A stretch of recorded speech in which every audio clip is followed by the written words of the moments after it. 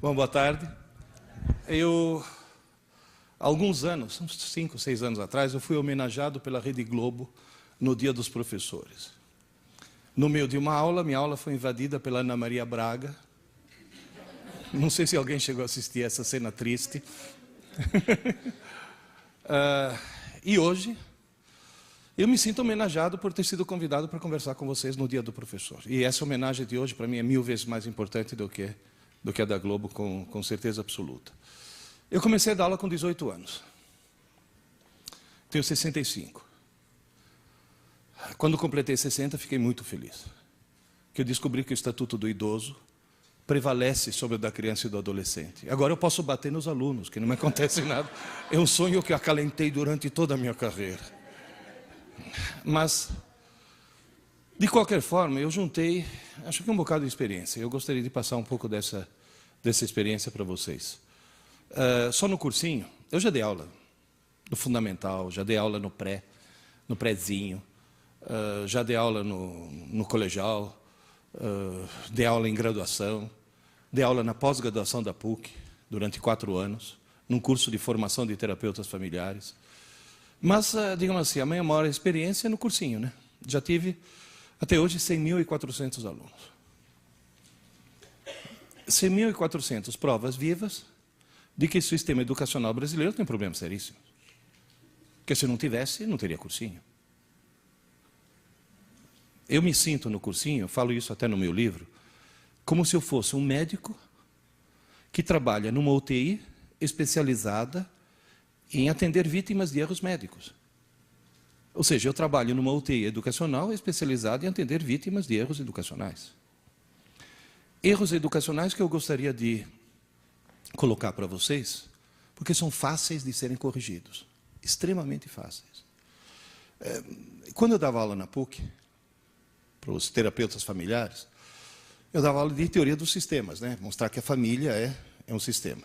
Eu sempre dizia para eles, se você está perdendo o jogo, não mude os jogadores. Mude as regras do jogo. Se o sistema educacional brasileiro está doente, não precisa mudar os professores. Não precisa mudar os alunos e não precisa mudar as famílias. Tem que mudar as regras do jogo. Nós estamos jogando o jogo segundo as regras erradas. Partindo, inclusive, de princípios ou antiquados ou completamente equivocados. Quando eu falo antiquado, tem gente que já imagina, fala, esse cara não gosta de computador. Tem alguém aqui que ouve nos fins de semana o meu programa na Rádio Eldorado? Qual é o tema? Computador. Certo? O primeiro computador que eu programei foi em 1967. Aliás, a primeira vez que foi publicado numa revista brasileira a listagem de um software pedagógico fui eu que fiz.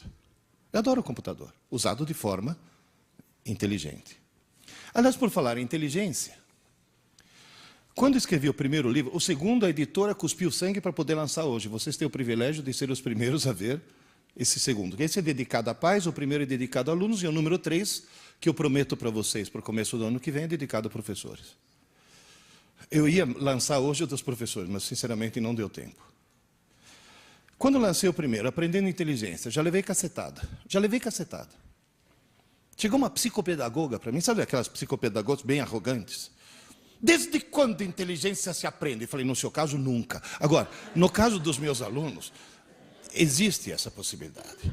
Antigamente, se achava que inteligência fosse uma questão de nascença, certo? Fosse uma questão genética. Tanto é que há estudos que mostram que filhos de pais inteligentes são mais inteligentes. Só que o estudo mostra que isso vale mesmo que o filho seja adotivo. Ou seja, o ambiente é fundamental. Então, hoje, as neurociências já mostram. Tem cara que fala, desculpa, isso não é físico, sou. Só que como eu dei aula de computação durante muito tempo, eu dei aula durante muito tempo de inteligência artificial e configuração de redes neurais, eu me vi obrigado a estudar o cérebro humano. Que é o único computador que realmente pensa, por enquanto. Então, na realidade, as neurociências mostram hoje em dia o quê? Que inteligência, talento e vocação são qualidades aprendidas. Às vezes, de uma forma tão precoce, que as pessoas pensam que é de nascença. Eu vou dar um exemplo. Há 30 anos atrás, uma revista francesa de divulgação científica chamada La Recherche publicou um artigo mostrando que a astrologia não é ciência, é pseudociência, ou seja, a astrologia não funciona. A Associação dos Astrólogos Franceses imediatamente processou a revista. E a revista, para se defender, fez uma coisa maravilhosa. Contratou um instituto de pesquisa, falou, então vamos ver cientificamente. Fizeram a mesma pesquisa de campo que a Sofia. Sofia, onde você está? A Sofia tinha dúvidas, você não inventou, você foi lá, fez a pesquisa. Pesquisaram milhares de pessoas em termos de inteligência, talento, vocação, caráter, profissão, etc, etc, etc. E depois tabularam em função do signo para saber no que cada signo se sobressaía. A média deu exatamente a mesma. Ou seja, nenhum signo do zodíaco tem alguma característica especial. A média foi exatamente a mesma. Sinto muito decepcionar as pessoas que acreditam em astrologia, mas esse estudo mostrou que a astrologia realmente não funciona. Teve uma vez uma mãe indignada que chegou para mim e falou, então por que o jornal publica horóscopo? Falei, aonde, minha senhora? Na página humorística, junto com as histórias em quadrinho. Eu leio horóscopo. Eu acho divertidíssimo. Leão. Cuidado com os falsos amigos. Precisa ser de leão para tomar cuidado com os falsos amigos. Mas nessa pesquisa surgiu uma coisa estranhíssima. Apesar de estar demonstrado que os signos não influem absolutamente em nada, os nascidos em Capricórnio, Aquário e Peixes mostraram ter um QI mais elevado do que os outros 9 signos. E tira esse sorrisinho dos seus lábios, que só os nascidos na França, em Capricórnio, Aquário e Peixes. Agora, por que os nascidos na França, em Capricórnio, Aquário e Peixes têm um nível de inteligência mais elevado que os outros 9 signos? Simples. Capricórnio, Aquário e Peixes, dezembro, janeiro e fevereiro, inverno, faz frio. Faz muito frio. E na França os pais saem menos de casa e ficam mais tempo com o nenê. E só o fato do nenê ter tido mais assistência, mais estímulos, mais carinho, mais presença, faz com que ele se desenvolva intelectualmente mais que os outros. E uma característica tão precoce, tão absurdamente precoce, que as pessoas acham que é de nascença. Então, na realidade, quando nós nascemos folhas em branco. E podemos ser qualquer coisa. Ninguém nasce matemático, poeta ou músico. Nós nascemos tudo. E a vida vai tirando. Quando o certo seria que a vida fosse acrescentando. Esse que é o problema. Bom, mas de qualquer forma, só para resumir, é bom que todos nós tomemos consciência que na nossa frente nós temos uma escada, chamada escada da inteligência. Todos nós, em qualquer idade, podemos subir essa escada. É lógico que ela vai subir muito mais rapidamente do que você, em função da idade, mas todo mundo sobe a escada. Todo mundo consegue subir, só que tem um pequeno problema. Os degraus diários são baixinhos. Portanto, quanto em termos totais a inteligência de um ser humano pode aumentar, não tem limite. Agora, quanto ela pode aumentar diariamente, é limitado pela própria estrutura das redes neurais do cérebro. Portanto, nós não podemos perder um dia sequer. Esse que é o ponto. Vocês vão dizer, e o sistema educacional brasileiro funciona? Olha, só para vocês terem uma ideia. Deixa eu avisar uma coisa. Alguém já ouviu falar aqui em Arthur Clarke? Arthur Clarke. Morreu 6 meses atrás. Que, aliás, me faz um favor, né? Toda vez que vocês na rua virem uma antena parabólica apontando para o céu, olha lá para cima e fala, obrigado, Arthur Clarke.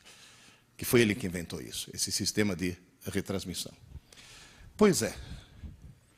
O Arthur Clarke tinha uma frase que dizia, eu assisti uma conferência dele em Cambridge, em 1900 e tralalá. Any professor who can be replaced by a computer must be replaced. Qualquer professor que possa ser substituído por um computador deve ser substituído. Certo? Por favor, gravem isso. Se você for fazer um teste de QI na humanidade, ou seja, quantas pessoas, qual é o número de pessoas que têm um certo QI, vai dar a famosa curva em forma de sino, que mostra o quê? Que umas poucas pessoas têm um QI muito baixo, umas poucas pessoas têm um QI muito alto, e o chamado QI normal é 100. Que cá entre nós, não é lá grande coisa, né? Porque quem tem um QI 100 está acima de metade da população, mas está abaixo da outra metade. Pois é, foi feito um teste de QI na população da Inglaterra. QI médio dos ingleses, 100. Ou seja, os ingleses têm a mesma distribuição normal que a população mundial tem. QI médio dos norte-americanos, 98. Eles são normais também. Eu desconfio que era para dar 100, na última hora incluir o Bush, então caiu para 98. QI médio dos japoneses, 113. Muito acima da média. E mais uma vez, tire esse sorrisinho dos seus lábios, que é só japonês do Japão que tem esse. QI médio dos brasileiros, 87. E não vou nem falar quem que eles incluíram na última hora. Agora, na realidade, o cérebro de um japonês, o cérebro de um inglês, o cérebro de um brasileiro, biologicamente são idênticos. Idênticos. Isso já mostra o quê? Que no Japão, a estrutura, o ambiente, deve fazer coisas que estimulem mais a subida da escada, e no Brasil nós, pelo contrário, estimulamos a descida. É só mudar as regras do jogo. E a escola brasileira, o que faz? Nada, porque a escola brasileira, a escola oficial que eu falo, nem sequer sabe que essa escada existe. Portanto, eu já vi pedagogas falar, não, temos que respeitar a inteligência de cada um. Isso, sua tonta. Respeita, porque aí cada um vai ficar parado no mesmo lugar, não vai sair do lugar. Porque as pessoas não percebem que tem que haver estímulo para que haja esse... As pessoas nem sequer acreditam que possa haver esse crescimento. Tanto é que quando foi feito o PISA, alguém já entrou no site lá para ver o resultado do exame PISA? PISA, 41 países. Em 2003 teve 41 países participando do exame PISA. Brasil inclusive. Jovens de 15 anos. Foram testados os vários tipos de inteligências, que, aliás, é palavra tabu, né, na pedagogia. Porque na pedagogia você fala competências e habilidades. Porque usar a palavra inteligência seria extremamente preconceituoso se inteligência fosse uma coisa genética. Então foram medidos vários tipos de inteligências. Alunos brasileiros vindo de escolas públicas e boas escolas particulares. 41 países. 41 países. A melhor colocação num dos quesitos dos alunos brasileiros, aquela que eles se deram melhor, eles tiraram 4º lugar, de trás para frente. Nós somos antepenúltimo. Na maioria nós somos penúltimos. Inteligência matemática não. Nós somos os últimos. Decididamente os últimos. Toda manhã quando eu acordo, eu levanto os olhos aos céus e falo, obrigado, Senhor, por ter criado a Tunísia. Muito obrigado por fazer a Tunísia existir. Porque se não fosse a Tunísia, nós seríamos o pior sistema educacional do mundo. Então vamos fazer uma coisa? Vocês, nós, eu inclusive, somos os piores professores do mundo? Não. Os nossos alunos são os alunos mais burros do mundo? Não. Os pais dos nossos alunos? Bom, aí já... Agora, o que está errado são as regras do jogo. E a cultura, né? Por exemplo, quem é que está muito acima do Brasil? Os hermanos. Pero lo que hacen los argentinos, ¿por qué están tan arriba de nosotros? Simples. Por que tem muita gente chegando atrasado? Porque o trânsito de São Paulo é horrível. E por que o trânsito de São Paulo é... Não, tem gente que chegou adiantado porque acreditou no horário do Windows. Agora, que mudou o horário de verão antes da hora. Agora, por que o trânsito de São Paulo é horrível? Porque só na cidade de São Paulo tem mais veículos do que na Argentina inteira. Que não é nenhum motivo de orgulho. Vamos para a Argentina. Só na cidade de Buenos Aires tem mais livrarias do que no Brasil inteiro. Repito, só na cidade de Buenos Aires tem mais livrarias do que no Brasil inteiro. Estudante argentino lê. Estudante brasileiro assiste Malhação. Esse que é o grande problema. Essa já é uma regra do jogo que nós temos que mudar. Você vai dizer, professor, ao longo de toda a sua experiência, quais são os 3 grandes problemas que você identificou ao longo da sua carreira? Por que a escola brasileira hoje não funciona direito?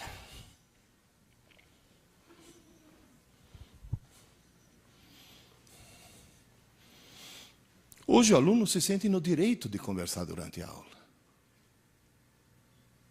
Você chama a atenção de um aluno? Se você chamar a atenção meio rudemente, você corre até o risco de ser processado. Há alguns anos eu fiz uma besteira. Aqui perto abriram um colégio novo. E um amigo meu falou, Pierre, abriu um colégio novo, eu sou diretor, você vai ser um dos nossos professores. Eu falei, desculpe, não tenho tempo. Você vai dar aula um ano só para dar o pontapé inicial. Eu falei, desculpe, não tenho tempo. Pierre, você não consegue uma manhã por semana? Eu falei, não tenho tempo. Pierre, o dono do colégio vai ficar muito decepcionado. Ele já tinha reservado para você uma manhã por semana, $3.000 por mês. Falei, quarta-feira. Quarta-feira, lembrei agora que tem um... Olha, gente, como me arrependo. Sabe, eu ia dirigindo para essa escola, pensando assim, há 65 milhões de anos. Um pequeno cometa, não era nem muito grande. Caiu no México, consegui extinguir todos os dinossauros. Não podia cair uma pedrinha nesse colégio para extinguir esses desgraçados, para não ter que dar aula para esses caras. Porque vocês vão dizer, no cursinho não tem problema. No cursinho eu tenho salas de 200 alunos, nunca precisei botar um aluno para fora de sala. É lógico. Eles perceberam que jogaram na lata do lixo 7 anos de escola, estão tentando recuperar em 10 meses. Esse que é o problema. Você imagina, no meio de uma aula, ter que parar a aula e falar, vocês duas aí, dá para parar? Sabe o que eu escutei? Professor, a gente estava só conversando. Falar, como só conversando, sua pequena imbecil? Quem falou que durante uma aula você pode conversar? Professor, o senhor está estressado. Não é essa a reação? No meio de uma aula, eu estou dando aula de física, estava todo mundo prestando atenção. Falei, Deus existe, né? E de repente, olha, assim, tem uma menina lá no fundo assim. Falei, filha, se liga, vai, presta atenção você também. Professor, hoje não dá, estou na fossa. Falei, você está o quê? Professor, estou na fossa, meu namorado me largou. Falei, fez bem. Fez bem, porque se teu namorado não tivesse largado, você corria o risco de casar com ele, ter filhos e propagar o gene da estupidez gerações afora. Porque alguém que assiste aula assim não pode se reproduzir. Você vai poluir o pool genético da humanidade. Alguém que assiste aula assim tem que chamar o veterinário e mandar castrar. Essa foi... Acabou de... Está quentinho da gráfica ainda, né? Esse é o lançamento de hoje. Queridas e queridos, restabelecer a autoridade e o prestígio do professor, isso é fundamental. E o estudo mostra exatamente isso. Ou o professor volta a ter autoridade, ou o professor volta a ter prestígio, ou o sistema educacional vai continuar sendo a porcaria que é. É simples.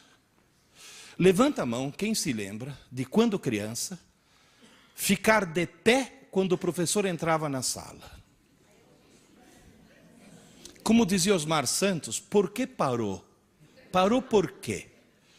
Qual foi a gênia da educação que chegou à conclusão que não está mais na moda levantar? Porque é um sinal de respeito. Vocês sabem por que eu dou aula? Hoje é lógico que é o dia do professor, mas eu só dou aula de avental. Por quê? Você já viu o padre rezar missa de bermuda? Não, né? Tem que haver aquele mínimo de cerimonial na aula. Tem que dizer quem é que é o professor, quem é que é o aluno. Tem que resgatar esse tipo de coisa. Eu sempre digo, exagerando um pouco, obviamente, que a escola vai voltar a ser uma boa escola quando o professor puder voltar a chamar o aluno de idiota. Sem ser processado. Tem gente que fala, mas você vai xingar. Não é xingar. Gente, existe uma velha piada, que é sem graça, hein? Não vão rir depois. Mas é uma piada para mim muito didática. Diz que a mocinha fez 18 anos, tirou carta de motorista, fresquinha. Acabou de ganhar um carrinho do papai. Ela sai toda se achando o máximo na estrada. Está escurecendo. De trás do morro tem uma curva, sai um carro que acende a luz baixa. Ela acende a luz baixa para mostrar que ela também tem. Aí o carro acende a luz alta, ela acende a luz alta. O carro passa por ela e grita, vaca. Ela grita, corno. Faz a curva e bate na vaca que estava no meio da estrada. Ou seja, às vezes você pensa que a pessoa está te xingando e a pessoa está tentando ajudar. Por isso que eu falo para os meus alunos, se eu te chamo de idiota, isso não é insulto, é um diagnóstico. Que é o primeiro passo para a cura. Gente, antigamente, o pai chegava para a professora primária, falava, professora, cá está meu filho, eu estou te entregando meu filho. Você faz esse menino aprender a ler, escrever e fazer conta. E se ele aprontar, você fala comigo que eu enquadro o moleque, tá? Não era isso? Hoje, já vi em porta de escola, eu vi isso. A mãe chegar para a filha e falar, agora você vai assistir a aula dessa bruxa, e se ela te encher o saco mais uma vez, você fala comigo que eu vou enquadrar, ela vai perder o emprego na porta da escola. Então, essa inversão de valores. Gente, eu estou cheio de escutar aluno que vira para mim e fala, ô Pierre, você só dá aula ou também trabalha? Entende? Como se ser professor deixou de ser profissão. E vou dizer mais. Agora vamos falar em termos trabalhistas. Professor, ganha bem ou ganha mal? Poderia ganhar melhor sem que isso implicasse nenhuma despesa adicional por parte do patrão? Sim, se voltasse a fazer o que existia quando eu era criança. Livro. O papel que você comprou para imprimir esse livro, você pagou imposto? Não. Por quê? Se você importa um livro dos Estados Unidos, você paga imposto? Não. Por quê? Porque pela Constituição brasileira, livro é imune de impostos. E por que professor não? Porque desde quando? Na minha época, professor não pagava imposto de renda, vocês sabiam disso? Não tinha desconto em folha. O nosso pior patrão não é o dono do colégio, o nosso pior patrão é o Estado. O que nós pagamos de impostos é um absurdo. Se a gente voltasse a ser imune, se livro é imune, por que professor não? Por maior razão, professor deveria ser imune. Próxima campanha do sindicato. Não, estou falando sério. E outra coisa, restaurar fé pública. Professor tem que ter fé pública. Porque se um guarda me multa, e eu digo, não estava fazendo, ele diz, você estava fazendo, a palavra dele vale mais do que a minha, porque ele tem fé pública, coisa que o marronzinho da CET não tem. Vocês sabiam disso? Ele não tem autoridade desse tipo de multa, porque ele não tem fé pública. E professor voltar a ter fé pública. A palavra do professor tem que voltar a ser uma coisa importante. Segundo problema, que é o mais grave de todos. Aluno brasileiro, e quando eu falo aluno, estou incluindo vocês quando eu estava fazendo a faculdade, viu? Aluno brasileiro não estuda para aprender, estuda para tirar nota. E se estuda para tirar nota, tira nota. Passa de ano. E consegue um diploma. Só não consegue aprender. Vocês vão dizer, mas professor, se um aluno tira uma boa nota, não quer dizer que aprendeu? Eu conheço duas técnicas para tirar uma boa nota sem aprender. Uma é ilegal, outra é legal. Qual que é ilegal? Cola. Vocês sabiam que numa faculdade, se pegar um aluno de mais de 18 anos colando, teoricamente o professor teria que ir na delegacia fazer um BO? Então eu vou dar um conselho para todos vocês. Pegou um aluno teu colando, tirar a prova e dar zero não é castigo. É obrigar o ladrão a devolver o fruto do roubo. Pegou um aluno teu colando, chama a família. Teu filho tentou roubar. Segunda vez suspende. Terceira vez expulsa. É maçã podre. Porque se deixar alguém nessa idade colar, quando crescer vira o quê? Senador. Tá certo? Nós temos que cortar o mal pela raiz. Olha, o ACM lá, o Antônio Carlos Magalhães, na hora que foi ver o resultado, eu não estava colando. Qual é a segunda técnica para tirar uma boa nota sem aprender? E sem colar. A escola marca uma prova na quinta-feira pela manhã. Quando é que um aluno normal começa a estudar? Na quarta-feira não é normal. É alguém que tem visão a longo prazo.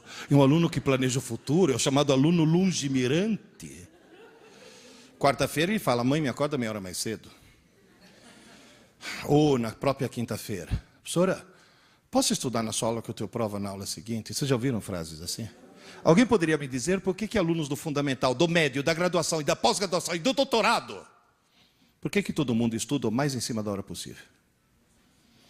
Para não dar tempo de esquecer. E se tiver tudo fresquinho, tira a nota. E depois? Que grande e gigantesca palhaçada é o nosso sistema educacional. Eu sempre falo que o nosso sistema educacional tem duas desgraças. Uma é calendário de prova. Porque aí o cara estuda para prova. Não. E a cultura. Eu já vi mãe falando, ô filho, desliga esse videogame, menino, vai estudar, você tem prova amanhã. Essa mãe acha que está ajudando o filho. Essa mãe está cometendo um crime hediondo. Essa mãe devia ser presa sem direito à fiança. Essa desgraçada está arruinando a vida do filho. Porque está induzindo o filho a estudar, porque tem prova. E mesmo a gente comete esse erro. Presta atenção, isso vai cair na prova.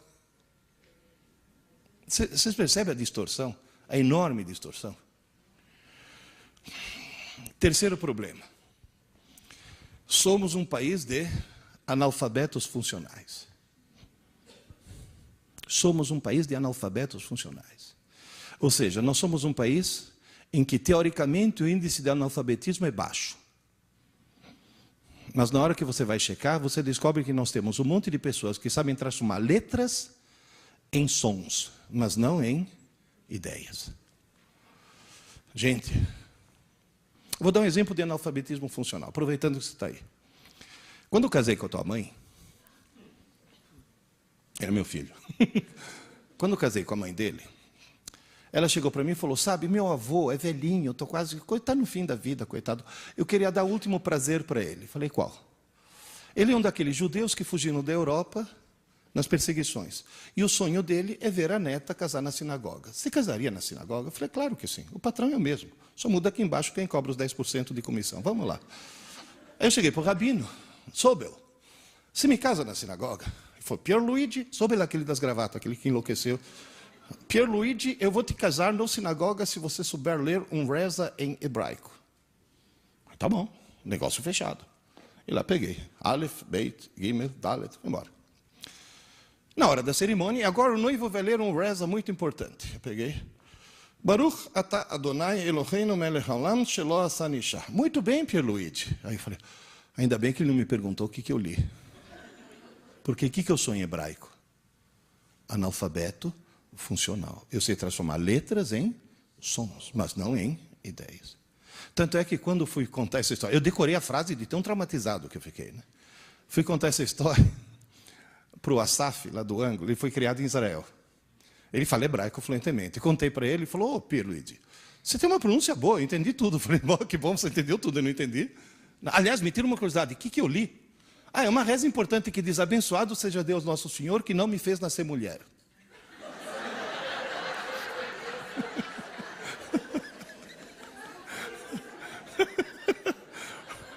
Bom, mas para mim está sendo útil. É que quando eu dou aula, chega uma aluna e fala, professor, posso sair? Estou com cólica. Eu falei, pois não, filha. E lá dentro eu penso, Baruch atah Adonai. Mas, de qualquer forma, nós temos um problema terrível. Professor, quais são as causas disso tudo? O que está acontecendo? Por que nós viramos, por exemplo, um país de maleducados? É o péssimo hábito que existe nos lares brasileiros e você tem que falar com os pais dos teus alunos e com vocês mesmos para acabar com essa maldita mania de deixar a televisão ligada o tempo todo. Porque a televisão ligada o tempo todo me permite o quê? Nesse momento está o Jô Soares tentando falar comigo. Eu dou as costas para ele e começo a conversar com você sobre um assunto completamente diferente. E nós dois estaríamos sendo extremamente mal educados se ele estivesse aqui em carne e osso. Mas como ele está numa TV, virou o quê? Um zum, zum, zum. O brasileiro se acostumou a ter um zum, zum, zum no fundo. É o zum, zum, zum o tempo todo. Onde quer que você vá, tem um televisor ligado. Zum, zum, zum, zum, zum, zum, zum, zum. Outro dia eu fui fazer uma palestra na FIAP, auditório no 8º andar. Peguei o elevador. O que tinha dentro do elevador? Televisor. Com propaganda das Casas Bahia. É o zum, zum, zum o tempo todo. Quando a Rede Globo não transmitia 24 horas por dia, aquele chiado da madrugada, sabe aquele chuvisco? Tinha 10 pontos no Ibope. A televisão ligada o tempo todo. Você deixa na tua casa, na cozinha, o liquidificador ligado o tempo todo? Não, de repente dá vontade de fazer uma vitamina, já está ligado. Quer dizer, então a televisão, o estado normal de um televisor é desligado. Vocês estão rindo?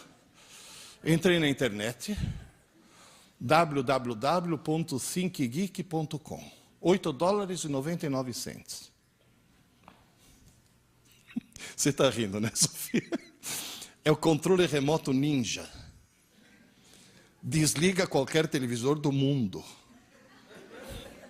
Esse daqui do restaurante aqui do lado, só consegui emudecer ele. Mas se eu tivesse ficado mais um pouco, eu tinha conseguido desligar. Eu estou no hotel, tomando meu café da manhã, alguém tentando me vender o carnê do baú da felicidade. Ah, não. Não, e o gozado é a reação dos outros hóspedes. Eles não percebem que o televisor foi desligado. Mas percebem que sumiu o quê? O zum, zum, zum. Aquele zum, zum, zum de fundo. Outro dia, eu moro numa chácara, pedi para o meu caseiro me ajudar a fazer compra no Carrefour, que era muita coisa. No meio das compras, bateu fome. Eu fui comer um sanduíche com ele. Enquanto nós dois sentamos com o nosso sanduíche refrigerante, e na parede, obviamente, tinha a Globo, né? Eu peguei o ninja aí. Aí o Marcelo começou a rir muito. Falei, Marcelo, você nunca viu isso? Foi isso daqui eu já vi. Eu nunca vi isso. Eu olhei do lado, tinha um cara com um sanduíche já mordido, olhando para a TV apagada assim. Gente, imóvel. Aí eu peguei o ninja, liguei a TV de novo, ele voltou a comer. Gente, o cara deu um pause na vida. Tirou zum, zum, zum, parou de viver. Voltou zum, zum, zum, voltou a viver. Então posso pedir um favor? Hoje, quando vocês chegarem em casa, começa por vocês. Desliga a TV. Está ligada? Desliga. Aí não posso mais assistir TV, claro, mas liga na hora que você quer. E depois desliga quando termina o teu programa.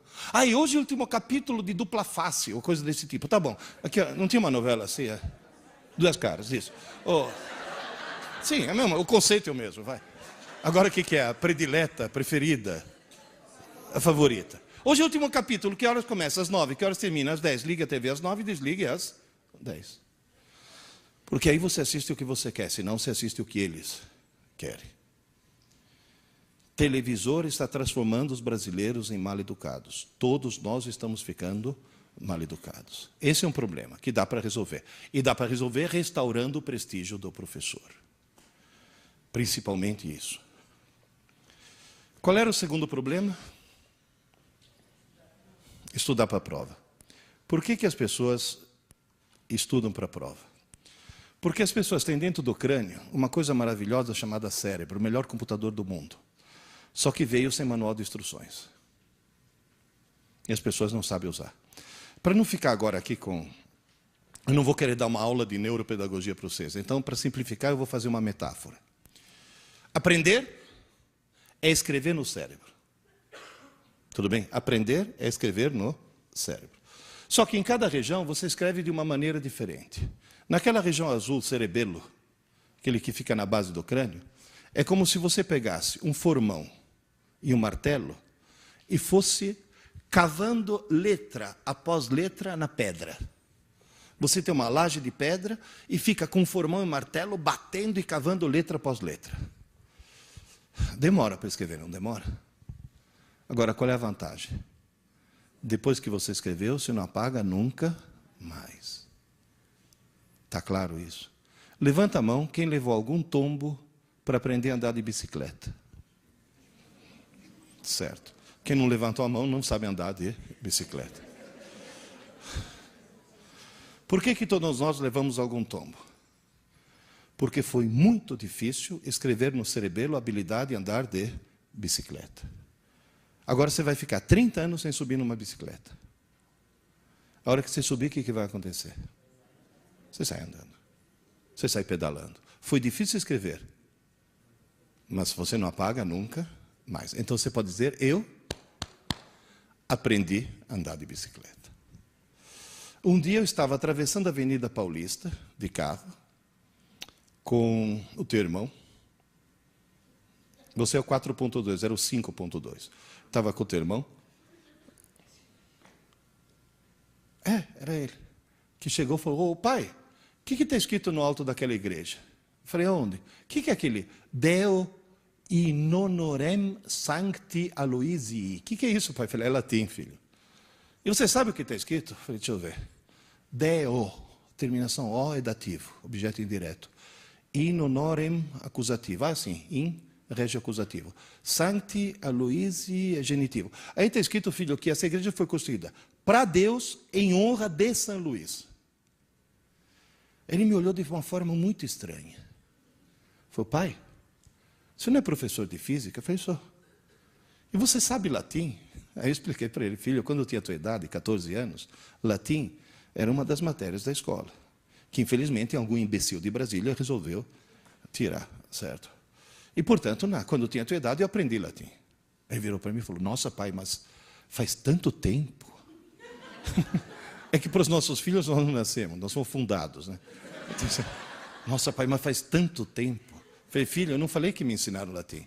Eu não falei que eu tive aula de latim. Eu falei que eu aprendi latim. E quando se aprende para sempre. Em que idioma eu estou falando com vocês? Português. Eu aprendi a falar português com 12 anos. Eu tenho 65 e estou falando português até hoje. Moral da história, eu aprendi a falar português. Aprendi a aprender para sempre. Então, na realidade, escrever no cerebelo é onde você escreve a psicomotricidade e você aprende para sempre. Deixa eu fazer uma experiência com vocês. Só um instantinho. É que eu vou precisar das duas mãos. Será que eu consigo pôr aqui? Segura para mim, só um segundo. Todos vocês, por favor, levantem a mão direita. A direita é de lá, hein? Sim, porque já vi gente descobrir assim. Aqui está, é a direita. Vocês nunca viram isso? O senhor vira à direita. Levanta a mão direita, segura o nariz. Com a direita. Eu estou usando a esquerda porque eu sou espelho, né? Agora, com a outra mão, segura a orelha. Conseguiram? Agora, bate assim. Agora, levanta a mão esquerda. Segura o nariz. Com a outra mão, segura a orelha. Bate. Vocês entenderam? Então, levanta a direita, segura o nariz e segura a orelha. Bate, levanta a esquerda, segura o nariz e segura a orelha. Bate. E agora no meu ritmo. Prontos? 1, 2, 1, 2, 1, 2. Vai, vamos. 1, 2. Obrigado. Moral da história. Vocês notaram uma coisa? Vocês entenderam o que era para fazer. Mas ainda não aprenderam. E é bom o professor entender muito bem que entender é uma parte do processo, aprender é outra. Não tem, entende? Não é? Uma já implica na outra. Agora, se hoje à tarde vocês treinarem, amanhã vocês não vão poder fazer isso? Semana que vem, você não vai poder chegar na tua sala de aula, mostrar isso para os seus alunos, falando, está vendo? Qualquer idiota consegue fazer isso, você não consegue. Quer dizer, na realidade, você pode aprender. Se hoje à tarde você ficar na frente do espelho e treinar, tranca a porta do banheiro antes, para que ninguém te surpreenda fazendo isso. Uma coisa foi entender, a outra coisa foi aprender. Porque escrever no cerebelo não é uma coisa simples. Agora, como é que eu escrevo no sistema límbico, que é essa região amarela aí em cima? Aí é exatamente o contrário. Em vez de ser extremamente difícil, é como se eu pegasse um bastão e fosse escrevendo na areia. Sabe, Padre Anchieta, escrevendo poesias na areia. Só que está ventando. Então eu escrevo e apago. Escrevo e apago. Escrevo e apago. Então, na realidade, o sistema límbico é o rascunho do cérebro. É um lugar onde é muito fácil escrever, é muito fácil apagar. Você apaga coisas que você colocou segundos antes. Você está sentada na sala, levanta, vai até a cozinha, para no meio da cozinha e fica que nem uma tonta se perguntando o que eu vim fazer aqui, meu Deus do céu. Já aconteceu com algum de vocês? O que você faz para lembrar? Não adianta buscar inspiração na geladeira, você é obrigado a voltar. E nesse momento, você diz, eu tenho sérios problemas mentais. Por favor, tomem consciência de que dentro da cabeça de cada um de nós, inclusive dos nossos alunos, mora um idiota. Essa é a parte idiota do cérebro. Não, realmente. É a primeira que acorda pela manhã. Vocês já notaram quanta besteira você faz de manhã cedo? Um dia, num dia muito frio, eu vi esse cara pular de um beliche e calçar 2 meias no mesmo pé. Ele calçou uma, depois ficou pulando, quando achou outra, em vez de calçar no pé descalço, calçou no pé que já tinha a meia. Qual é a desculpa? Eu estou sonado. Não é que está sonado, é a parte idiota do cérebro que funciona assim. Gente, eu já vi gente fazer... Eu já vi um colega meu, Renato, atendeu o telefone no controle remoto da TV. Eu, de manhã cedo, olha quem está falando. Eu já escovei os dentes com hipoglós. Alguém que chega a esse extremo tem problema, certo? Agora, você sabe qual é a boa notícia? É que lá no córtex, naquela outra região, dentro de cada um de nós, mora um gênio. Mas mora um gênio mesmo. Só para vocês terem uma ideia, quando eu dava aula de inteligência artificial na engenharia da computação, nós fizemos um cálculo.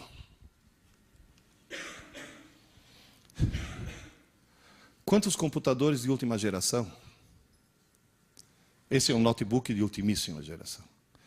Quantos eu deveria ligar em rede para simular um córtex humano? O cálculo mais otimista deu 15 mil. 15 mil. Ou seja, dentro de cada crânio de cada um de vocês, tem uma rede equivalente a 15 mil computadores. Vocês têm ideia do que quer dizer isso?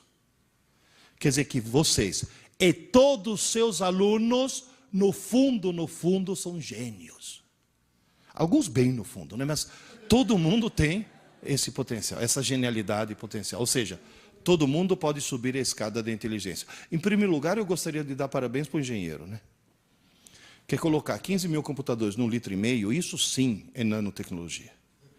Em segundo lugar, lembre-se de uma coisa, se alguém estudar que nem um louco, 10 horas por dia, todos os dias da semana, sábado e domingo inclusive, todas as semanas do mês, todos os meses do ano, e todos os anos de sua vida, essa pessoa esgota a capacidade de processamento de seu cérebro em aproximadamente 4 séculos.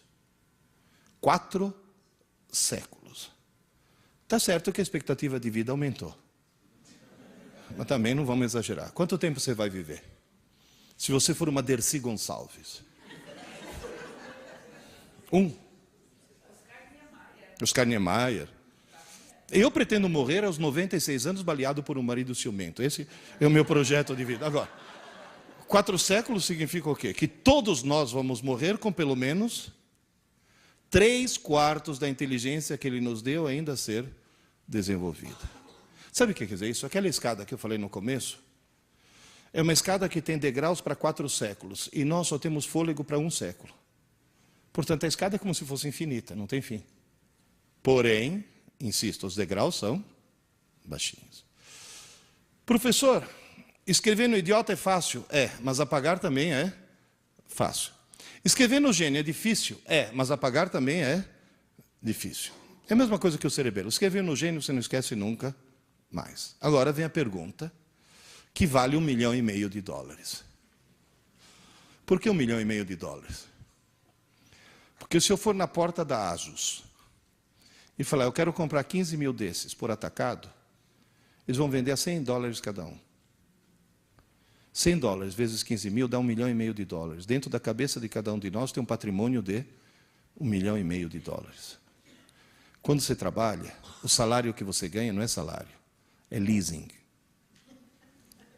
É o aluguel de um equipamento que custa $1,5 milhão. E você vai dizer, por que tem salários tão diferentes? Porque quem está alugando depende de que degrau ele está. Se for alguém que se preocupa em subir a escada, o leasing vai ser cada vez mais alto. Agora, vem a pergunta de $1,5 milhão. Prontos? Na hora que seus alunos, do fundamental, do médio, da graduação, da pós-graduação, estudam mais em cima da hora possível para fazer uma prova, estão colocando as informações no idiota ou no gênio? No idiota. Esse é o câncer da escola brasileira. Você vê aluno entrar na sala de aula, o cara entra assim. sem chacoalhar a cabeça. Que se você chamar e falar, ô Zé, que foi? Pronto, agora embaralhou tudo. Agora eu vou ter que estudar de novo. Ou aquela menina que entra assim, não fala comigo, não fala comigo, não fala comigo. Ou aquela que chega e fala, professora, dá a prova logo, pelo amor de Deus, antes que eu esqueça. Posso dizer uma coisa? Vocês entenderam a farsa que é o sistema educacional brasileiro? É uma farsa. Nós estamos brincando, é brincadeira isso. Tem que mudar as regras do jogo. Vocês vão dizer, professor, então me explica aí, como é que a gente escreve no Gênio? Aí que está, no Gênio você não escreve, você copia. Como assim? Posso voltar para a minha analogia de escrever na areia? No cerebelo é escrever na pedra.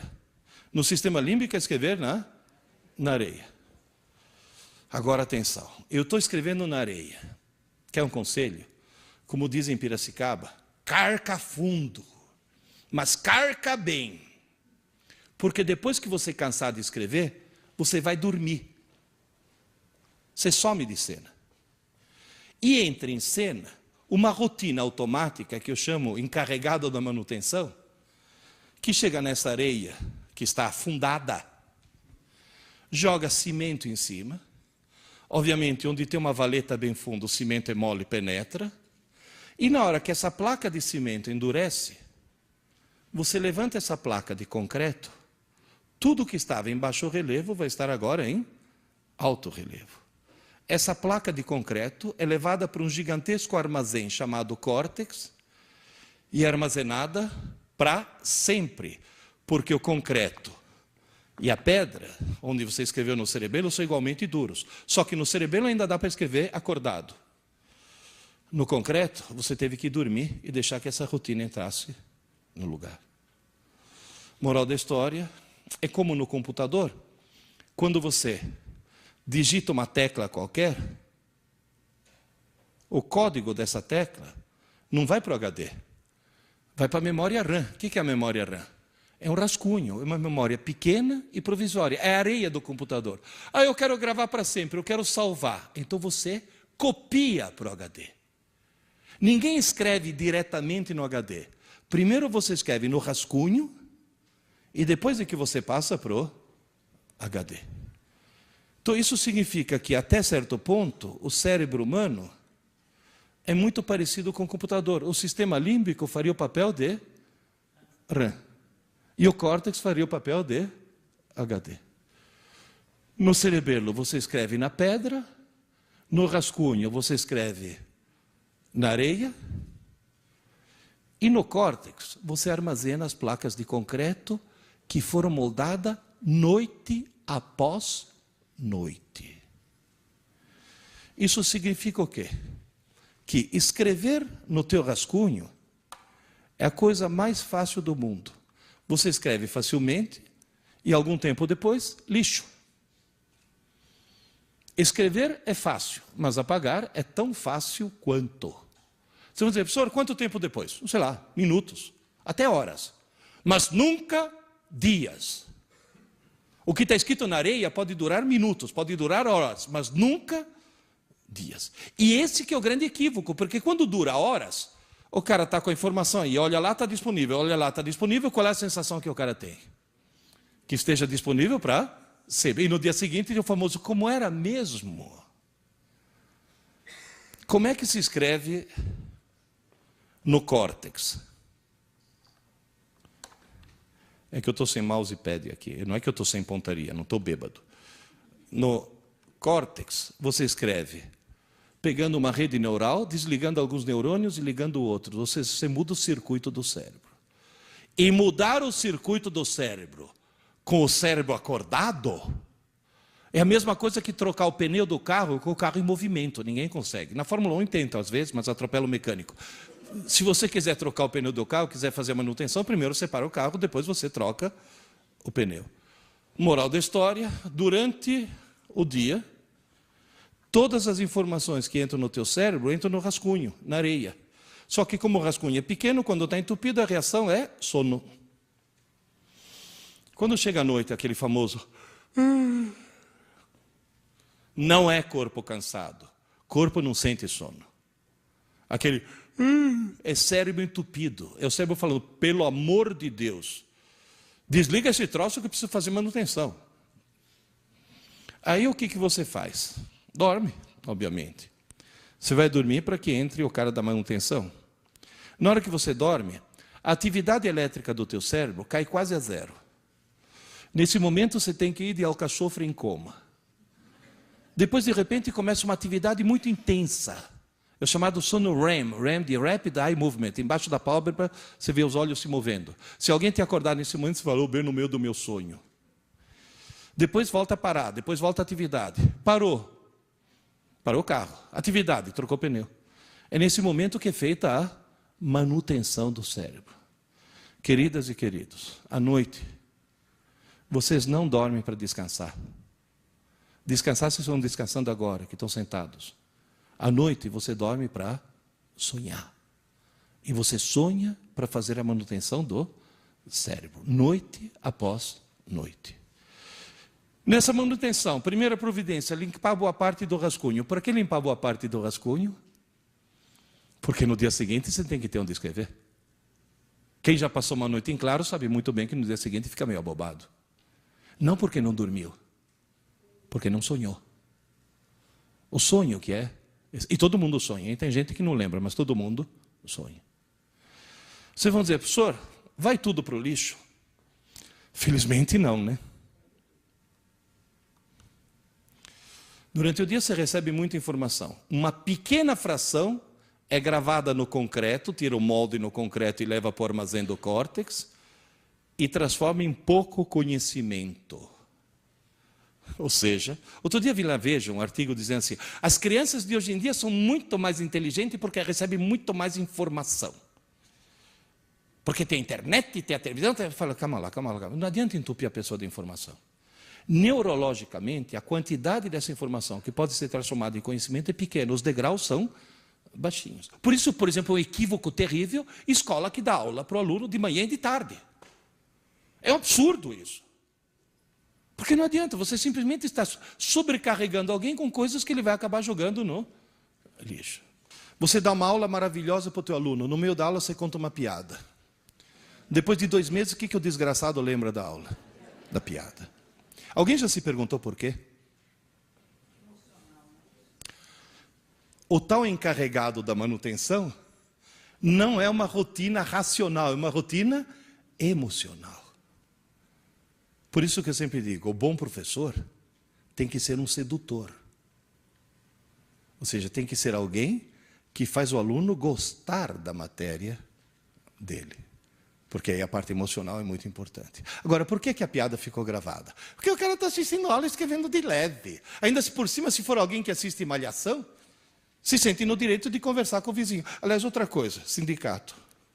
Abaixo-assinado de todos os professores desse país, para a Rede Globo, pedindo para a Malhação parar de fazer apologia do mau aluno, porque o herói de Malhação é o mau aluno. O exemplo que eles dão de herói, de cara bacana, de cara popular, é o mau aluno. Essa é outra coisa terrível. Mas o cara está escrevendo de leve. De repente alguém conta uma piada. Afunda. Depois volta a escrever de leve. Quando chega a noite, a placa de concreto é ilegível. O cara escreveu de leve. Mas a única coisa que foi afundada foi a piada. Tanto é que tem muito professor que, infelizmente, ao descobrir que a rotina é emocional, e ao partir do princípio que nem toda emoção é positiva, usa aquela velha técnica com a qual eu discordo. Né? Comigo ninguém passa! E o cara, coitado, está afundando. Que eu sou contrário a esse tipo de coisa. Né? O professor, apavorante. Eu parto do princípio que existem 2 maneiras de fazer um burro andar com uma cenoura. O ideal é pôr a cenoura na frente. Agora, voltando aqui ao nosso problema. Como é que eu faço para que hoje à noite, até as aulas, sejam gravadas na memória permanente? Agora eu vou contar uma historinha para vocês. Por favor, não tomem isso como marketing, mas é uma realidade que eu vivi durante quase 40 anos. Há 60 anos atrás, 4 engenheiros 4 engenheiros. Simão Feigenbaum, professor de Química, já falecido. Carlos Marmon, professor de Desenho, já falecido. Abraão Bloch, professor de Matemática, aposentado pela Universidade de Haifa, em Israel, está morando em Israel agora. E Emílio Gabriades, professor de Física, que está todo dia lá no ângulo, dirigindo o ângulo ainda. Esses 4 gênios, montaram um grupinho de aulas particulares para preparar alunos para entrar na escola politécnica. Só que eles davam aula tão geniais que o grupinho foi crescendo, virou uma sala, e nesse momento se criou uma coisa, sem querer criar uma coisa chamada cursinho. Não tinham lugar onde ficar, alugaram uma sala no Colégio Anglo-Latino da Aclimação, que não tem nada a ver com ângulo. Mas ficaram conhecidos como aqueles 4 lá do ângulo. Aí o nome ângulo pegou e acabou virando a marca. Muito bem. O que esses 4 gênios descobriram? Que se eles dessem 4 aulas geniais pela manhã, no dia seguinte, as aulas já tinham ido parar no lixo. Não adiantava a aula ser a melhor do mundo. Não adiantava nada. Por isso que insisto, não adianta melhorar a aula. A mudança da regra do jogo não está aí. Mas eles descobriram, na base da tentativa e erro, porque nenhum deles tinha a menor ideia de neurociências, na base da tentativa e erro, que eles descobriram? Que aquelas aulas que foram dadas pela manhã, de tarde, no mesmo dia, antes que se passe uma noite de sono, fossem reforçadas por exercícios de aplicação, que seria, dentro da minha analogia, escreveu de leve na aula, e depois à tarde, na hora de fazer a tarefa, afunda aquilo que estava de leve, para que saia um bom alto relevo no concreto. Não só aquela aula ia durar até o dia seguinte, como ia durar para sempre. Levanta a mão aqui quem foi meu aluno.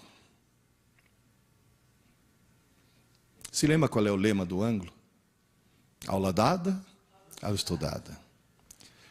No mesmo dia, antes que se passe uma noite de sono. Aula dada, aula estudada. Só que, muito tempo depois, para ficar mais óbvio, mais explícito, eu acrescentei a 5ª palavra. Aula dada, aula estudada. Hoje.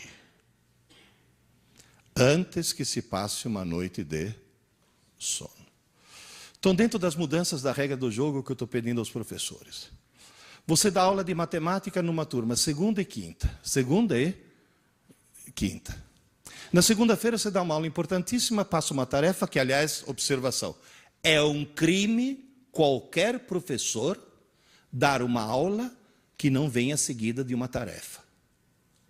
Porque qualquer aula que não tem exercícios de aplicação depois é uma aula inútil, é uma aula que vai ser jogada no lixo. Está bem claro isso? Você dá aula segunda e quinta, na segunda-feira você passa uma tarefa e diz, pessoal, a tarefa é tão importante, mas tão importante, mas tão importante, que eu vou cobrar. Coisas terríveis acontecerão com quem não me entregar a tarefa. Só que a outra aula dele é quando? Quando é que o cara faz a tarefa? Ou quinta de manhã, sentado na escala, copiando de um CDF. Não é isso? Quando a tarefa, para ter efeito, devia ter sido feita quando? No mesmo dia. Portanto, o truque qual que é? A regra do jogo básica. Faça seus alunos estudar pouco, mas todo dia. Convença os pais dos seus alunos a fazê-los estudar pouco, mas todo dia. Aquela mãe devia falar, filho, desliga esse videogame e vai estudar, menino, você teve aula hoje. Você teve aula hoje, não você tem prova amanhã. Professor, funciona. Vocês têm boa memória? Qual é a bandeira que estava no topo? Finlândia. E na hora que o Ministério da Educação descobriu que a Finlândia é o melhor sistema educacional do mundo, e aliás até o que era nosso secretário de Educação, aquele lá, o Clodovil da Educação, como é que chama? O Chalita, descobriu que a Finlândia é o melhor sistema educacional do mundo, pegaram as pedagogas do Ministério da Educação, da Secretaria da Educação, e mandaram as pedagogas fazer um estágio na Espanha. O que elas foram fazer na Espanha? Ah, não. Barcelona é fashion. Porque agora a pedagogia brasileira virou moda. Porque, não, Montessori não, filha, Montessori saiu da moda. Agora é Piaget. Daqui a pouco Piaget? Não, Piaget era outra estação, agora é construtivismo. Agora vai para Barcelona lá, que é o top do top. Gente, vamos parar de tentar descobrir novas maneiras de ensinar e vamos tentar resgatar as velhas e boas maneiras de aprender. Porque o fundamental é o aluno aprender, não é como a gente ensina. Ai, agora é lousa digital, lousa eletrônica. Para com isso. Para com isso. Vê teu aluno quando está sozinho. Porque é o momento em que ele está sozinho que funciona. Eu fui para a Finlândia, porque eu estou desconfiado da Finlândia faz muito tempo. Eu fui para a Finlândia há tanto tempo, mas há tanto tempo, que eu tive dificuldade para passar na fronteira, porque a Rússia ainda era União Soviética. Para vocês terem uma ideia de há quanto tempo eu fui lá. Bom, em primeiro lugar, eu aconselho todo mundo a nunca ir para a Finlândia no inverno. É muito deprimente. O sol nasce às 11 horas da manhã e se põe às 2 da tarde. Você imaginou coisa mais deprimente que isso? 10h30 da manhã é noite. 11 horas nasce um pálido sol que faz... pronto, 2 horas já. Tanto é que o índice de suicídio deles é enorme. Depressão. Eles bebem, mas bebem. Eu cheguei para um conhecido meu finlandês e falei, mas por que você bebe tanto? Ele falou, não, eu jamais bebo de dia. Que grande esforço que você faz. A Finlândia é um país extremamente feminista. Todas as mulheres finlandesas trabalham. A multinacional finlandesa mais bem-sucedida é a Nokia. Quem que colocou a Nokia como líder mundial em celulares? Seu presidente. Quem é seu presidente? Uma mulher. Todas as mulheres finlandesas trabalham. O parlamento finlandês tem 40% de mulheres. 40% do parlamento são mulheres. Todas as finlandesas trabalham. Só que a Finlândia é um país de primeiro mundo, né? Não tem babá, não tem empregada doméstica. Portanto, todas as escolas finlandesas são período integral. Porém, só tem aula pela manhã. À tarde eu fui visitar. Cada criança tem uma mesinha, uma gaveta, onde guarda seus cadernos, seus livros, e em silêncio e sozinhos, eles fazem aula dada, aula estudada, hoje. E são o melhor sistema educacional do mundo. Eu sempre digo que a Finlândia somos nós, na rua Tamandaré 596, faz 60 anos. E nunca veio nenhum secretário da educação perguntar para a gente por que vocês têm tanta eficiência e tanto sucesso. Por quê? Nós não temos os melhores professores e nem temos o melhor material. Nós temos os melhores alunos na medida que eles se convenceram que um bom aluno é alguém que estuda pouco, mas todo dia. Gente, essa é a regra do jogo que eu imploro para vocês mudarem. Por quê? É tal história. O aluno acha que nós não existimos fora da escola e nós achamos que o aluno não existe fora da escola. O aluno é gozadíssimo. Eu estou jantando no restaurante e passa um ex-aluno. Ô, Pierre, você comendo? Essa é a reação. O chato é quando o ex-aluno é caixa do motel, né? E a pergunta é a mesma. Agora, na realidade, assim como eles acham que a gente não existe fora da escola, a gente acha que eles não existem fora da escola. Portanto, o pedido que eu vou fazer para vocês, por favor, virem 180 graus. Virem 180 graus. Parem de se preocupar em melhorar a aula. A aula já está boa. Vocês dão boas aulas. Só que vocês dão boas aulas inúteis. Porque aquela boa aula depois vai parar no lixo. Vira 180 graus. Não vai fazer que nem aquela loira da TV que virou 360 graus. Né? Ela falou, minha vida mudou, virei 360 graus, que voltou ao mesmo ponto. Quer dizer, moral da história, vira 180 graus e tenta imaginar teu aluno em casa. Quem é de escola pública sabe que a dificuldade é que tem aluno em casa que nem mesa tem. Por isso que, inclusive, uma das coisas que a escola pública deve fazer é escolas de período integral. Porém, insisto, tendo aula apenas pela manhã. E vou dizer mais. Se teu aluno assiste aula pela manhã, ele tem que estudar à tarde. Se teu aluno assiste a aula à tarde, tem que estudar à noite, não na manhã seguinte. E se alguém aqui assiste a aula à noite, eu tenho uma boa notícia e uma má notícia. A má notícia é que você vai ter que dormir meia hora mais tarde. A boa notícia é que, como a aula está tão recente, na areia está tudo bem marcadinho ainda. Portanto, aquela meia hora de estudo é mais do que suficiente. Mas tem que ser antes que se passe uma noite de sono. Com isso, o que vai acontecer? Número 1, não precisa mais falar para o aluno não estudar para a prova. Ele sozinho vai descobrir que não precisa mais estudar para a prova. Número 2, ele vai perceber que nunca mais ele vai esquecer as coisas. Tem aulas que eu dei para você que você lembra até hoje. E faz pouco tempo, né? Foi há 30 quilos atrás. Você lembra como eu era magrinho? Terceira surpresa. O QI aumenta. O QI aumenta. Ele fica mais inteligente. Agora, como é que ele pode descer a escada da inteligência? Bom, em primeiro lugar, continuando a fazer o que ele faz até hoje. Lembrar sempre o seguinte, existe o momento da aula e muito tempo depois existe o momento da prova. Aluno inteligente estuda o mais perto possível da aula.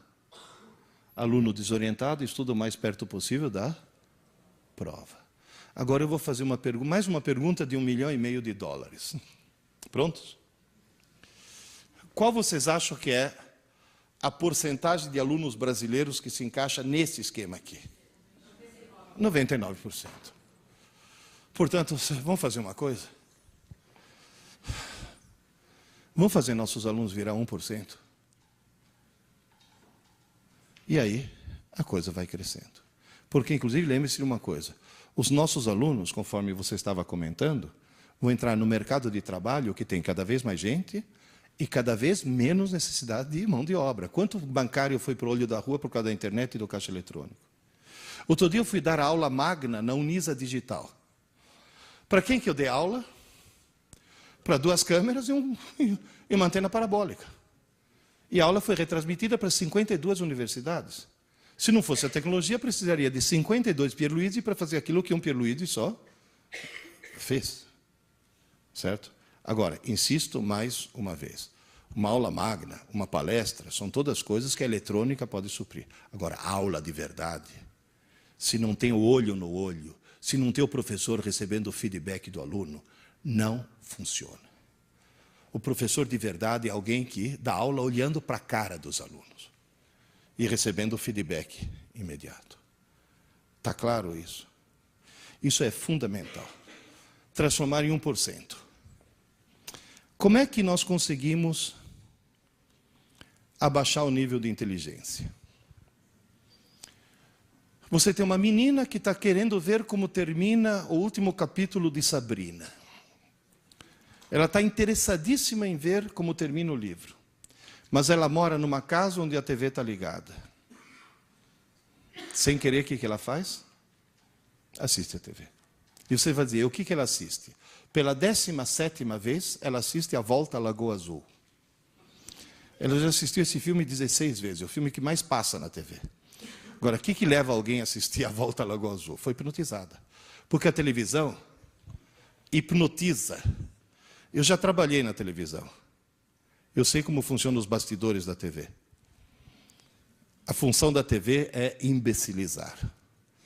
Eu trabalhei 4 anos na TV Educativa de Santos. Eu era âncora de um programa. E 2 anos na TV Cultura. Alguém lembra de um programa chamado Qual é o Grilo? Lembra? Que foi quando eu fui preso. Me perguntaram a opinião sobre o que eu achava, como professor de física, de construir centrais nucleares em Peruíbe. E como o programa era ao vivo e não tinha censura prévia, eu pude dizer, qualquer governo que num país como o Brasil pense em construir uma central nuclear, ou é burro, ou é corrupto. E, aliás, quando fui preso, teve muita gente que falou, olha que coisa. Depois me soltaram logo em seguida. Olha que coragem que teve aquele professor. Bateram palma. Quem é que bateu palma? O mesmo pessoal que agora está em Brasília, estão construindo a Angra 3. Foram os mesmos. E os motivos devem ser os mesmos também. Na década de 50, foi inventado um eletrodoméstico maravilhoso que prometia divertir. E na Alemanha inventaram um remédio maravilhoso, aquele lá em cima, que prometia fazer as mulheres grávidas não sentir enjoo. O pessoal comprou a TV e se divertiu. As mulheres grávidas compraram o remédio e não sentiram enjoo. Só que esse remédio chama talidomida. E as crianças começaram a nascer sem braço, sem perna, sem olho, assim, com grandes problemas. Até hoje existem hospitais no mundo que abrigam as vítimas da talidomida. E a televisão virou a talidomida do século XXI. Por quê? Olha, gente, posso dizer uma coisa? Eu recebo centenas de e-mails, no meu programa de rádio, que é um programa de informática. 20% dos meus ouvintes têm mais de 60 anos. O que mostra que a escada todo mundo sobe. 20% dos meus ouvintes são deficientes visuais. São cegos que trabalham no computador e, obviamente, trabalham pelo som e não pela imagem. 20% dos meus ouvintes são pessoas que não têm computador, não querem ter computador, mas querem ouvir dois amigos conversando, que é uma coisa que faz falta hoje em dia. E o resto é o resto do público. Quem é que manda as dúvidas mais inteligentes? Os cegos. Você vai dizer, mas por quê? Cegueira aumenta o QI? Não, mas não assistir TV aumenta. Não, estou falando sério. Estou falando sério. Vocês não... Gente, a TV intencionalmente acaba com o espírito crítico das pessoas. Por quê? Por uma razão muito simples. Porque se não abaixar teu espírito crítico, você não compra. Gente, outro dia eu estava no hotel assistindo um programa do canal Discovery, e aí vi uma propaganda que durou acho que uns 10 minutos. Olha, 10 minutos é grana, hein? Mesmo uma TV por assinatura, 10 minutos de propaganda. Quer dizer, que o cara está vendendo o produto. O que ele está vendendo? Um sofá de plástico preto inflável. Agora eu pergunto, em nome de Deus, por que alguém vai querer em casa um sofá de plástico preto inflável? Que se você sentar sem camisa e levantar, ele vem junto. Tem algum motivo? Tem. Mostra lá a propaganda que você está... Tem um cara sentado ao ar livre no seu sofá de plástico preto inflável. De repente, um de cada lado, vem 2 caminhões assassinos que tentam espremê-lo. Mas ele está sentado em cima do sofá. E o sofá aguenta 2 caminhões. É uma coisa que pode acontecer com qualquer um. Você está belo e sossegado, dê os 2 caminhões, mas você tem o sofá de plástico preto inflável. Eu posso perguntar por que vocês estão rindo? Sabe por que vocês estão rindo? Porque vocês não estão à frente de uma TV, portanto estão com o espírito crítico a toda. Está claro? Estão percebendo o ridículo da situação. Porque se nesse momento tivesse uma TV ligada aqui, passando essa propaganda e passando essa cena, ia ter cara olhando e falando, nossa, é resistente mesmo. Quer dizer, você perde o espírito crítico. Há mais ou menos 15 anos eu tive uma crise de azia durante a noite. Levantei, tomei um antiácido, fui para a sala, para não acordar minha mulher. Liguei a TV. Bom, em primeiro lugar, eu descobri uma coisa que me deixou pasmo. Que na TV aberta, passa filme semi-pornô. E com um enredo sofisticadíssimo, né? Certo? Do tipo, está chovendo, tira o sutiã. Quer dizer, aquelas coisas assim, absolutamente sem nexo. Qualquer coisa é desculpa para ficar pelado. Aí eu vi uma propaganda que durou uns 10 minutos. Foram os 10 minutos mais intrigantes da minha vida. Que eu não entendi o que estavam me vendendo. Eu vi uma senhora loira de meia idade, fantasiada de toureiro, com uma roupa de lamê dourado, toda cheia de lantejoula, parecia uma drag queen, tentando me vender alguma coisa em espanhol. Eu falo espanhol, mas eu não entendi. No fim ela subiu num palco, num ambiente que parecia um templo asteca, sentou num trono, no meio de 2 tochas acesas, encerrou a propaganda, me olhando nos olhos e falando, ligue já, ligue já, ligue já. Eu olhava e falava, mas ligue já por quê? O que ela quer, meu Deus do céu? Eu fui investigar e descobri que não é uma senhora. Não, também não é um senhor. É um híbrido, vai. Se você pegar Hebe Camargo e Calbi Peixoto e fizer a síntese, você vai obter uma coisa estranhíssima chamada Walter Mercado. Que até pouco tempo atrás estava falando ligue já no México. Agora está falando ligue já no teu celular. Prepare-se, Walter Mercado está de volta. Agora, o que é de estranhar não é ter uma coisa estranha na TV. Coisa estranha é ter na TV do mundo inteiro. Na TV americana, então, quanto mais estranho e pervertido for o cara, maior audiência que ele tem. Lembra daquela charada? O que é o que é? Anda para trás, muda de cor e come criança. Michael Jackson. Ou seja, você tem as coisas mais esquisitas do mundo na TV do mundo inteiro. Porém, o que é de estranhar é que esse cara fatura bruto 240 milhões de dólares por ano. O que é de estranhar é que quando ele fala ligue já, as pessoas ligam. E a Rede Globo aprendeu a lição, né? Que na hora que o Pedro Bial fala ligue já, 60 milhões de idiotas ligam para o paredão do Big Brother, pagando. O cara que liga para o paredão do Big Brother tem que estar muito lesado mentalmente. E tem que estar num degrau bem baixo lá da escada. Agora, professor, o que mais abaixa o QI? Como já disse, computador mal usado. Eles ficam até 3 horas da manhã no MSN, conversando com 10 pessoas ao mesmo tempo, portanto, fatiando o seu lobo frontal em 10 pontos de atenção ao mesmo tempo. E cuidado, hein? A função do lobo frontal é fazer convergir todas as informações que vêm de todos os nossos módulos cognitivos numa linha única de pensamento. O cara está fatiando aquilo, está abrindo 10 caminhos diferentes. Aí o que acontece? A mãe leva na psicopedagoga, que leva para o neurologista. Esse neurologista tem um protocolo de sintomas de verdade, de criança que sofreu acidente de parto, que bateu a cabeça quando era nenê. Ou seja, criança que tem problema neurológico, e com esse conjunto de sintomas, ele diagnostica TDA.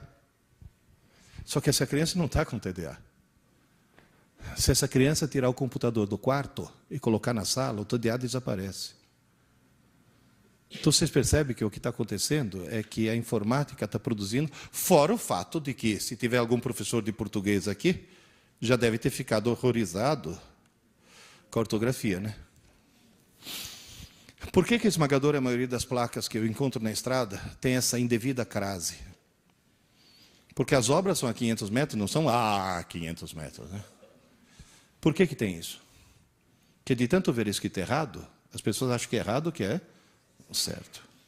Já tem no vestibular esse ano, já teve aluno esse ano que passou, que na redação de vestibular escreveu aqui com K.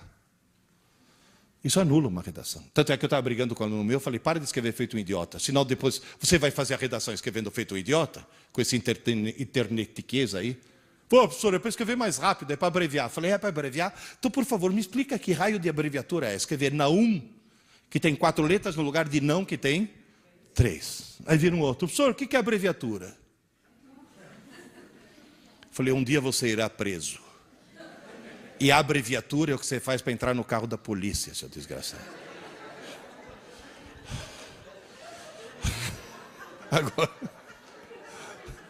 Agora, gente, última notícia mais grave.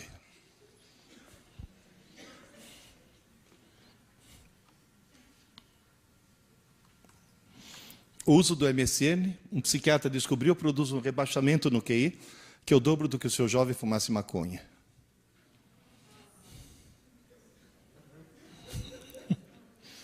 Eu já tive aluno que falou, professor, vou vender o computador e comprar maconha. Eu falei, não, seu desgraçado. As duas coisas são igualmente ruins. Professor, e outra coisa, fone de ouvido, além de ensurdecer, e quando usado de um lado só, produzir labirintite, o uso constante de fone de ouvido, um pesquisador japonês descobriu que tira do jovem a capacidade de articular a fala de forma coerente. Gente, talidomida eletrônica. O problema não é o uso, o problema é o abuso. Está claro, gente? Então é uma coisa com a qual nós temos que tomar muito cuidado. Porque em nome da modernidade, agora é tudo moderninho, agora o professor tem que ser up to date. Ele tem que saber mexer com tecnologia. Vai nessa. É claro que tem que estar familiarizado com... Isso daqui fui eu que fiz. Não pedi para ninguém fazer esse trilho. Eu sei programar em HTML. Isso daqui são coisas que você tem que saber fazer. Mas tomar muito cuidado. Professor, tem alguma coisa fascinante que a pessoa não consiga deixar de fazer, que seja assim, absolutamente avassaladora, e que mesmo assim faça subir a escada da inteligência? Livros. Não tem mouse, mas só se sai bem na vida quem lê muito. E só lê muito quem lê por prazer. Mais uma regra do jogo que eu quero mudar. Professores de literatura, por favor, esqueçam que vocês são professores de literatura e transformem-se em professores de leitura. Porque do jeito que é dada a literatura hoje nas escolas, em vez de criar o prazer pela leitura, se cria o ódio pela leitura. Você pega uma criança de 12 anos e fala assim, eu vou te fazer descobrir o prazer pela leitura. Toma, Iracema. Nunca mais ela chega perto de um livro. Primeiro, professor de leitura. Depois é que vira professor. Se você começar com Harry Potter, você chega em Machado de Assis. Se você começar com Machado de Assis, você não chega em lugar nenhum. Criar o prazer pela leitura. Como é que se cria o prazer pela leitura? Eu tive essa sorte quando eu tinha 9 anos. Eu morava na Itália, fui buscar o livro semanal da minha mãe na banca de jornal. Minha mãe adorava livro de mistério, Agatha Christie, essas coisas assim. Eu não gostava muito. Aí o jornaleiro chegou para mim e falou, Pierluigi, saiu uma coleção nova aqui. Urânia, ficção científica. Não quer levar o número 1? Arthur Clarke. Arthur Clarke, naquela época. Falei, o que é? É mistério também? Ele falou, sim, mas é outro tipo de mistério. Uma espaçonave que vai para Marte, aí os alienígenas. Opa. Marte. Comprei. Levei para casa e perdi o fôlego. Sabe quando você faz... Eu olhava e falei, muito bom. Não conseguia parar. Não consegui parar. Gente, eu tenho 65 anos. Eu só tive essa sensação de... Mas isso é muito bom 3 vezes na vida. Com sexo, ficção científica e leite condensado. Foram as 3 grandes descobertas. Quer dizer, obviamente não na mesma idade, né? E não nessa ordem. Moral da história, logo em seguida está comprando o número 2, número 3, número 4, número 5. A coleção ainda existe. Estou esperando chegar pelo correio número 1700 e pouco. Ninguém lê milhares e milhares de romances se não for por puro prazer. Mas tem que descobrir o prazer de ler. Aí, um belo dia, chegou um dos meus filhos, tinha 15 anos. Ô pai, estou muito preocupado. Eu falei, por que, Adriano? Pai, descobri que não é que eu não gosto de ler. Eu odeio ler. Falei, que bom, agora que está preocupado, sou eu. Pai, você lê muito, né? Falei, eu leio muito. Todas as minhas irmãs leem muito. Falei, todas as suas irmãs adoram ler. Todos os meus irmãos também leem. Todos os teus irmãos também leem. Pai, sou eu que não leio? Será que eu vou ficar burro? Eu falei, não, meu filho, você já é. Porque quem não lê, por definição, é uma besta. Inclusive, ele chegou e falou, mas eu já li um livro. Indicado pela escola. Depois eu fui ler. Olha, se fosse o primeiro livro da minha vida, eu era semi-analfabeto até hoje. Um livro horrível. Eu olhava para aquilo e falei, meu Deus, quem que escreveu isso? Só pode ser uma freira que fuma maconha, não tem outra explicação. Era um livro sobre as crises místico-religiosas de uma galinha.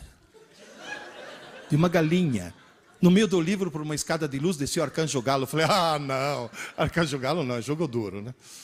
Falei, Adriano, não estou pedindo para você ler um livro, estou pedindo para você descobrir o prazer de ler. Ele falou, como? Eu falei, fácil.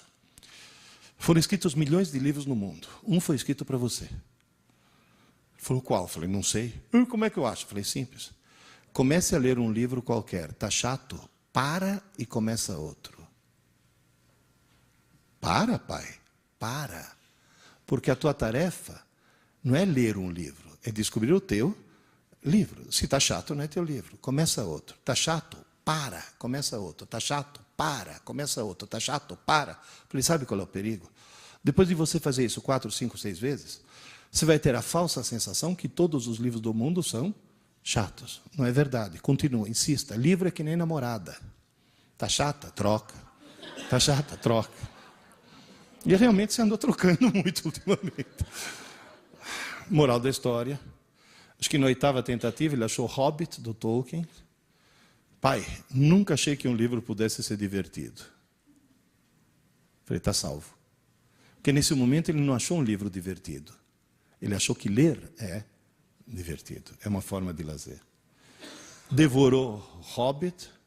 Pai, a história continua. Eu falei, sim, O Senhor dos Anéis. Pai, compra para mim. Vocês imaginam a emoção de um pai que ouve seu filho semi-analfabeto pedir para comprar um livro? Entende? Foi uma...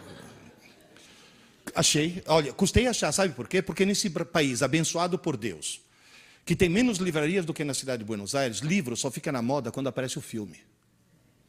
Alguém já ouviu falar num filme intitulado Eu, Robô? Com Will Smith?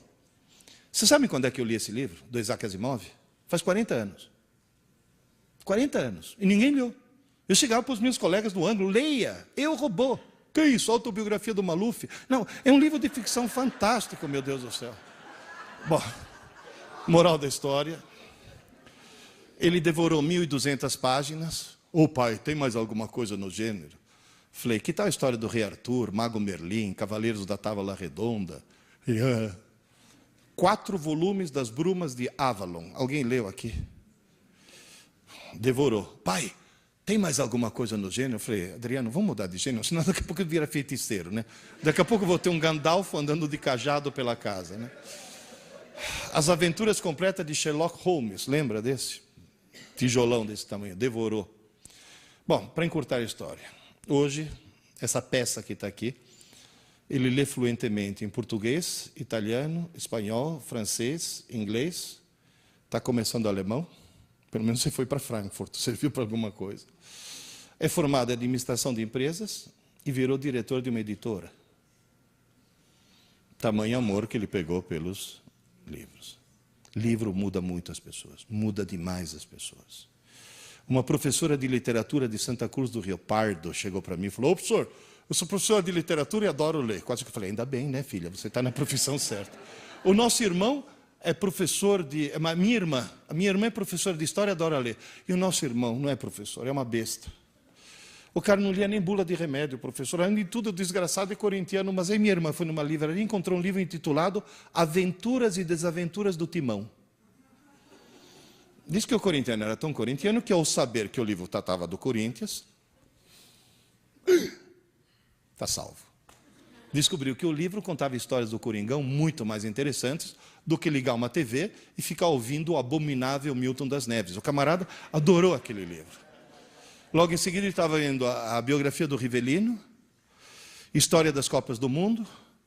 Só que em Piracicaba tem um ditado que diz, se abrir a porteira, não passa um boi, passa a boiada. Ele começou a ler de tudo. Aí a irmã dele me contou, falou, professor, adivinha o que aconteceu 2 anos depois que minha irmã encontrou aquele abençoado livro? Falei, o que houve? O nosso irmão publicou um livro de poesias de autoria dele. Gente, um corintiano escrevendo poesias. Olha o milagre que um livro consegue fazer, uma coisa assim, quase que sobrenatural, uma coisa assim, fantástica.